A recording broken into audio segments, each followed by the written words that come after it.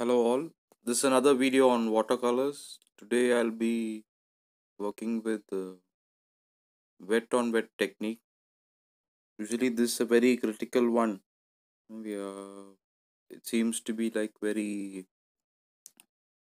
critical that we might make mistakes. We might go void against the ideas of our paintings. But I'll show you something simple which can be tried for the first time. Now we'll paint a landscape, kind of a waterscape where we have a little bit of reflection, and because of the heavy monsoon here, we're having a lot of mist covering the landscape. So it's going to be foggy. It's not foggy, it's just misty, and so everything is very blurred. There's no sharp drawings here, sharp images here, but it works good in this time. The upper part where I'm working now with green is a cliff which is adjacent to a water body. So this green bushy trees will be reflected at the bottom. So even that it's very misty. Like you visit this place during this monsoon time when there's no wind, when there's no rain. It's very still, very peaceful, very calm. There's no movement. Only there's colors, green, gray, blue. That's why I've chosen this, but it's quite attractive. And I don't do this outdoors. It's very heavy monsoon. Just take inspiration from this place, come back home, work in my studio, not studio, my home. Uh, like this place is so beautiful. You need to enjoy seeing this place.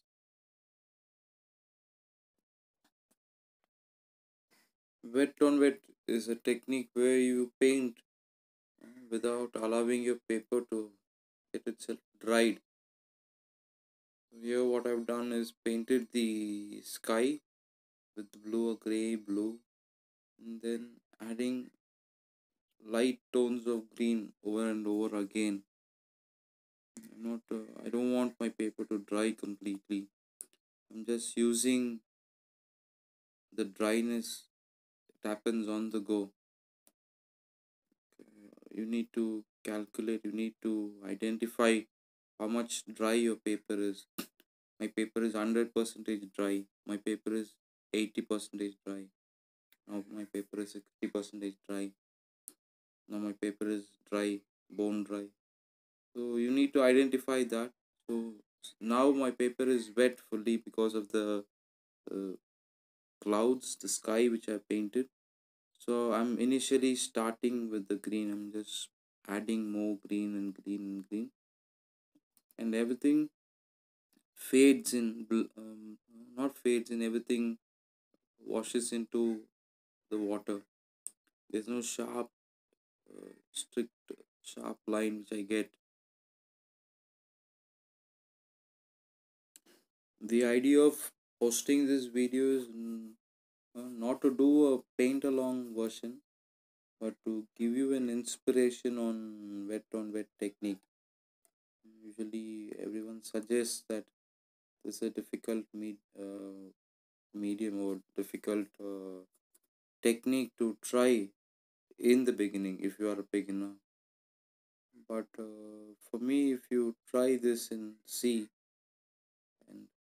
how it works, the bigger idea on this wet on wet technique is to identify how much your paper is dried, how wet your paper is.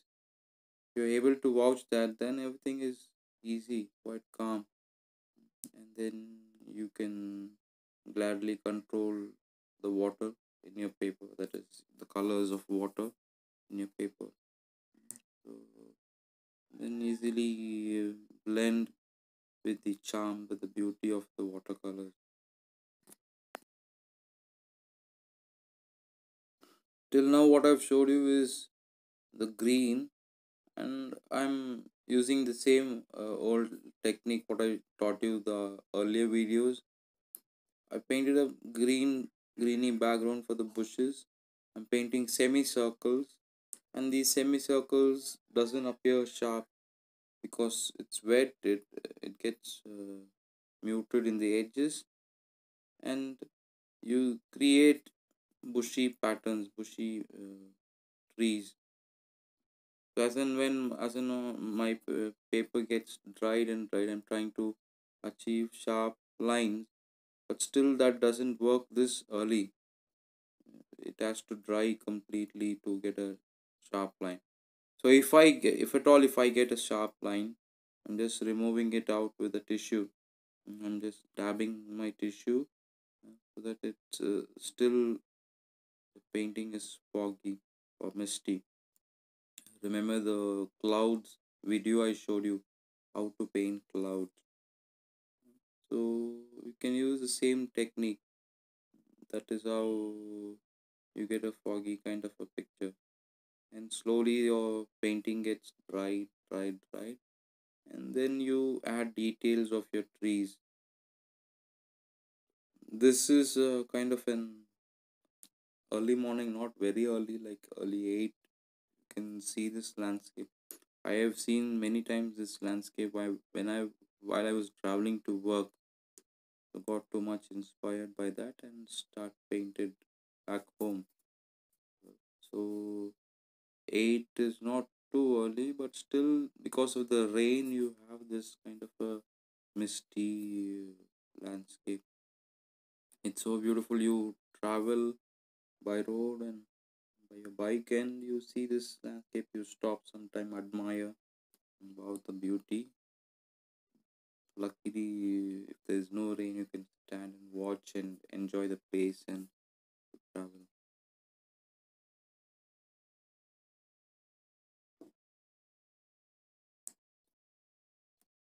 So now the reflections are like very simple. Just you have the colors, what is upside, and you tilt it downside, and that's how the reflection is there because there's no movement, there's no any wind, there's no breeze. So the water is very still, and you can see the same misty nature of the landscape in the water in your reflections as well. So it's not that uh, sharp also the reflection is, and even if you are not able to capture completely the reflection, it is okay that if you drop a little bit of green and only handle the landscape properly and say it is a reflection. It is all about you to judge your painting before someone else does. And if you're happy with what you've done and the painting is so beautiful, there's there's no bigger judge than you yourself to your painting than others. So where I'm right now working is a small bunch of bush which is very close, which has a good amount of detail. So I'm trying to that bush is very close to the water as well. Trying to paint that detail and trying to leave that tiny white line, strip of white line, and reflect that.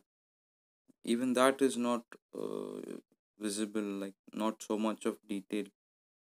I'm little close also, but still the landscape is very misty. You don't even see a single leaf separately. But I, to add justification to my painting, add on, keep on pouring out details, but it's not needed. What I've seen is very different. Like I was not even able to capture 50 percentage of the actual. The actual is much more beautiful than what you see here. Mm, I'm able to capture only 10 percentage of what the nature is, but still it is quite interesting to work. And with this technique, you can certainly achieve uh, what was there, close to achieve what was there.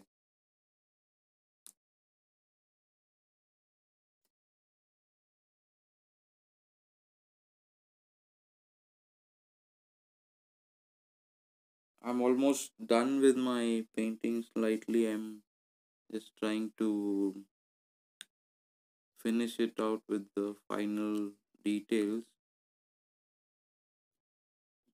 So if you completely look in the painting, the way I painted, there's no big artistic work which I've done here. There's no something which I've done with skill. No something with perfection which I've done here.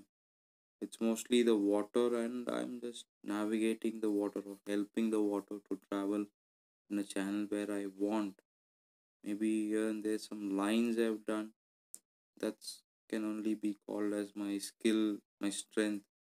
But rest is all done only by water, with the help of water.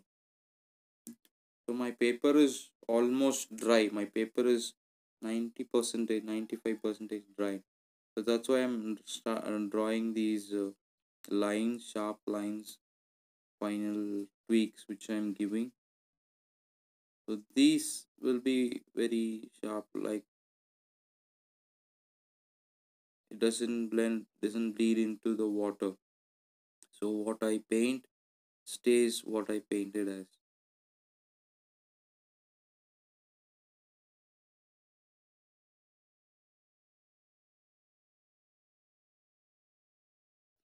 So this work is very simple because of the mist. It was almost white everywhere, and a bluey black sky. But wherever it is to be green, wherever it is to be green, it showed green. All the clear edges of the bushes, edge of the cliff, the water, everything was white. In between a thick, heavy monsoon, nothing appears to be white. It appears to be green.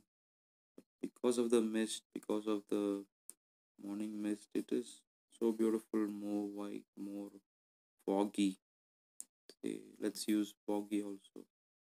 So this is how the painting is. This is the end of my work. We have come to the close to the session. And this session is not to paint along, to give an idea of wet on wet. So the next video I will surely paint a complete wet on wet technique where we can paint along together, one to one. So thank you for watching my video. Thank you. Have a good day. Bye.